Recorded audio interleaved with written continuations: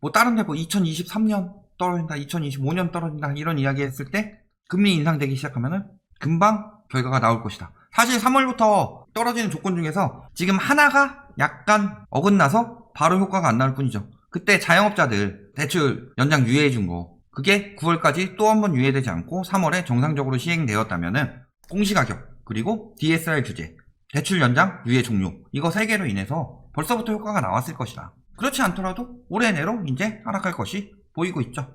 앞으로도 길게 하락할 수밖에 없다. 역대급 폭락이 온다. 맨날 신고가 운운하고 있어요. 아직도.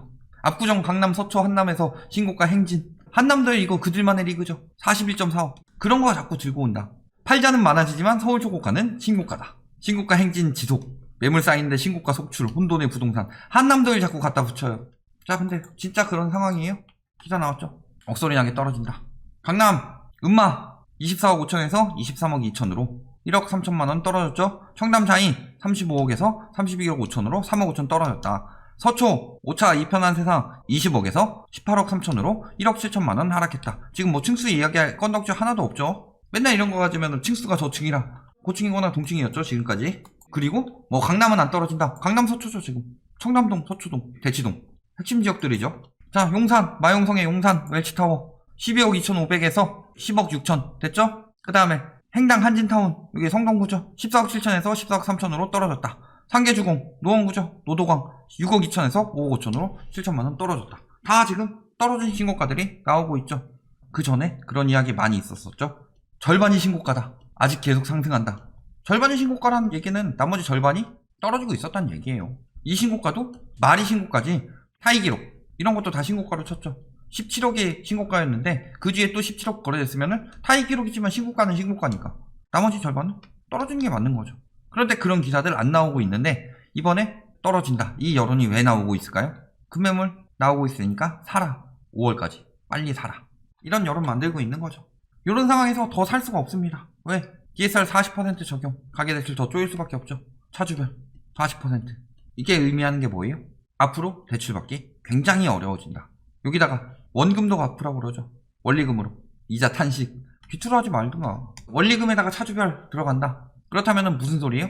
DSR이 거의 만 10% 되던 사람이 갑자기 40%로 뛸 수도 있고, 그 다음에 DSR 은행별로 들어가가지고 다른 사람들이 들받아서 80% 받던 사람들도 40%로 줄여야 되는 상황이 온다. 더 이상 대출이 안 나오니까. 거기에 금리 상승까지 나타나고 있죠. 지금 보면은 경제가 안 좋아요. 그런데 유동성 장세라고 하면서 자산시장에 상승이 일어날 수 있었던 이유는 뭐예요? 빚내라는 언론의 유도가 있었기 때문이죠. 근데 DSR 규제 들어가고 원리금으로 들어가고 금리가 상승하고 있어요. 빚 낼 수 있어요? 빚 내서 살 수가 없는 상황이다. 이렇게 되겠죠. 가계부채는 더 이상 내면 안 된다. 이미 너무 많이 냈다. 더 이상 폭등시키면 안 되는 상황이죠. 왜? 세계 1위 2367조. 왜 2467조예요? 숨은부채인 전세금이 756조 규모로 판단되고 있죠. 그렇다면 가계대출 뭐 96%는 착시, 140%로 훌쩍. 그런데 요 96%도 101%로 올랐죠. 전세가 계속 올린다고 했어요. 지금 거의 한 150% 넘었을 거라고 예상됩니다. 전세가 계속 오른다고 해서 전세가 계속 올렸었죠. 상반기가 아니라 하반기에. 전세대출 엄청나게 많이 받았겠죠. 신용대출 많이 받았겠죠. 자, 전세자금도 거의 한 800조 넘었을 가능성도 높다. 작년 상반기까지 본 기사니까. 그리고 GDP 대비도 101%까지 올라갔다. 150% 넘었겠죠. 세계 최고의 빚쟁이 국가가 됐다. 각자 가계가. 맨날 국가부채 올라간다. 이거 가지고 국민별로 나눠가지고 국민 빚 늘어난다. 개소리 집어치우고 국가는 국가가 갚아야 되는 거고 진짜로 국민들이 갚아야 되는 빚이 세계 최고 수준이다. 그런데도 아직도 빚 내서 살아. 유도하는 이유는 뭐예요? 저렇게 위험 수준이니까. 빚이 저렇게 쌓여있고 리먼 때도 미국이 97%까지 올랐다 터졌죠. 예전에 다른 나라들 적을 때 일본이 거의 80%까지 올라갔다가 버블 터졌죠. 유동성 뭐 장세고 뭐 금리가 예전보다 떨어지고 그래서 더 많이 받았다고 칩시다. 터지기 일보 직전이라는 거죠. 부채가 터지면은 누가 승자가 되느냐? 맨날 유동성 장세라서 가지고 있으면 바보 된다는 현금 가지고 있는 사람들. 그 사람들이 진정한 승자가 되죠. 부채가 터지게 되면은 현금 가치가 급격히 올라가죠. 자산 가치는 급격히 떨어지고. 그런데도 맨날 장기적 우상향 이야기하고 장기적 우상향 봐야 될 때도 있죠. 근데 원래 실물 가치가 이렇게 상승해야 하는데 이렇게 올라 버렸다. 그런데도 장기적 우상향 언젠가 한 3000년 뒤에 장기적 우상향에서 이 가격 맞춰지면은 장기적 우상향 생각하고 이때 사야 돼요? 아니죠. 떨어지는 거 기다려야죠. 지금 그런 상황인데 거기다가 부동산 같은 경우는 저출산 심해지고 수요가 줄어들게 되면은 나중에는 지금이야 주택 보급률이 서울 뭐 96% 이렇게 나오더라도 적어 보이죠? 그러니까 맨날 공급 부족인 것처럼 보이죠? 10년 뒤에 봐봐요. 서울도 100% 넘을걸요? 우리나라에 뭐가 도래하고 있다? 서브프라임 모기지 사태. 자, 서브프라임 모기지 사태 뭐예요? 2008년 표현이 많아요. 금융위기라고도 표현하고 서브프라임 모기지 사태라고도 하고 리먼 브라더스 사태라고 이야기 많이 했죠. 근데 서브프라임 모기지가 뭐였냐? 신용 등급이 낮은 저소득층을 대상으로 주택 자금을 빌려주는 미국의 주택담보대출 상품. 어떤 식으로 했어요? 그룹으로 묶었죠. 예를 들어서 C등급 정도면 대출을 받는다고 칩시다. B등급 대출 받고 C등급은 대출 받는데 D등급은 못 받죠. 그러면은 요거를 뭉뚱그려가지고 C등급이나 혹은 뭐 B등급 정도로 만들어서 B등급 한 20명 넣어놓고 D등급 한 2-3명 정도 넣어놔가지고 이들한테 대출해서 집 사도록 만들었다. 빅쇼트 영화 같은 거 보면은 그런 것들 나오죠. 걔가 집을 사질 않나. 걔 명의로. 돈 한 푼도 없는 사람들 가가지고 막 집 사고 있지 않나. 왜 터졌어요? 서브프라임 모기지 사태? 그만큼 대출이 안 나오는 사람들이 집값이 오르는 것을 보고 갚을 능력은 안 되는데 대출을 받을 수 있도록 만들어서 억지로 빌려줘서 생긴 사태가 서브프라임 모기지 사태죠. 우리나라에 똑같은 얘기 있죠. 영끌. 대출이 그만큼 안 나온다. 그만큼 안 나오니까 뭐 붙여요? 신용대출. 주택담보대출이 그만큼 안 나오는데 모기지가 주담대잖아요. 신용대출 받죠. 퇴직금 정산 받죠. 보험 해지하든가 대출 받죠. 그 다음에 뭐 마이너스 통장 만들고 2, 3금융, 부모, 형제한테 대출 받고 그래도 안 되면은 아예 뭐 전세자금 대출해가지고 명의 따르게 해서 이런 식으로 받는 거다. 다 뭐예요? 능력이 안 되는데 비싸게 팔아서 갚아야지 하는 연골도 있을 테고 너무 오르니까 앞으로 평생 못 살 테니까 30년간 갚아야지. 내가 진짜 간장 종지에 마가린 밥 비벼 먹으면서 30년 계속 갚아가지고 죽은 듯이 살면은 그래도 내 집은 하나 생기지 않겠냐. 이런 식으로 연끌하도록 유도하게 만들었죠. 집값이 계속 오른다는 여론 만들어서. 즉 뭐예요? 이들이 한국판 서브프라임들이다. 서브프라임들이 이렇게 비싸게 집을 많이 샀다는 거, 우리나라에 서브프라임 사태가 터질 가능성이 높다는 거죠. 자, 첫 번째, 무리하게 산 연끌들에 의한 서브프라임 사태 위기. 그리고 또 두 번째 위기는 뭐가 있어요? 금리가 상승하고 있죠. 우리나라 금리도 2.1까지 올라갔다 지금 조금 떨어졌는데 앞으로 계속 올라갈 추세죠. 연준에서 뭐 나왔어요? 계속 올라갈 추세다. 이런 것들이 그때도 서브프라임 사태도 금리 인상 플러스 집값 하락 이런 것들이 겹치면서 터진 거죠. 집값 하락은 왜 터졌어요? 아, 우린 여력도 없다. 이 집값도 못 사. 그리고 이렇게 올라도 돼? 이제 더 안 오를 것 같은데. 이런 심리가 확산되면서 터진 거죠. 지금 어때요? 거래량 줄고 심리 떨어지고 있고 답이 나오고 있죠. 한국판 서브프라임이 다가오고 있다. 그리고 세계적으로도 지금 상승하고 있죠. 미국, 한국, 중국 이런데 계속 오르고 있죠. 국채금리. 거기다가 처분 가능 소득이 감소 추세다. 1.9%. 작성 이래 최저. 자, 처분 가능 소득이 줄어든다는 건 무슨 소리예요? 말하는 대로 화폐 가치 하락으로 인해서 집값이 오른다. 개소리 다 집어치우고 주택을 구입하는 주체는 가게죠. 가게가 돈을 모으는데 PIR 이런 거는 다 때려치우고 가장 중요한 건 뭐예요?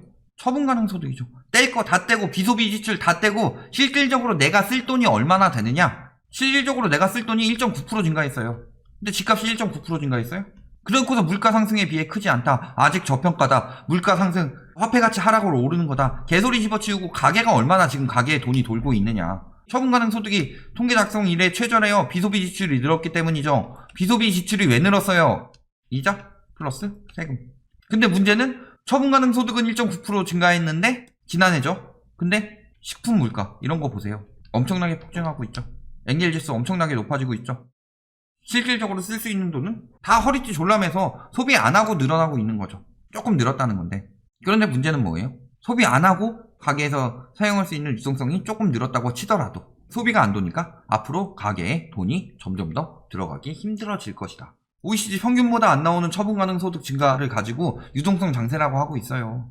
누가 사요? 빚이 늘어나서 유동성 장세. 빚으로 만들어낸 유동성은 꼭 터진다. 안 터진 적이 없고 우리나라는 지금 그 임계치에 다다라 있다. 그래서 원래는 2019년에 터졌어야 됐죠. 그러니까 저희가 2019년부터 이야기한 거예요. 빚 터트려야 되니까 1.75%로 올리고 있던 추세에서 갑자기 미중 무역전쟁으로 1.25까지 떨어뜨려 버렸다. 2019년에. 2020년에 1.25에서 코로나로 인해서 0.5까지 떨어뜨려 버렸다. 그러면서 자산 버블 및 부채 버블이 커져갔죠.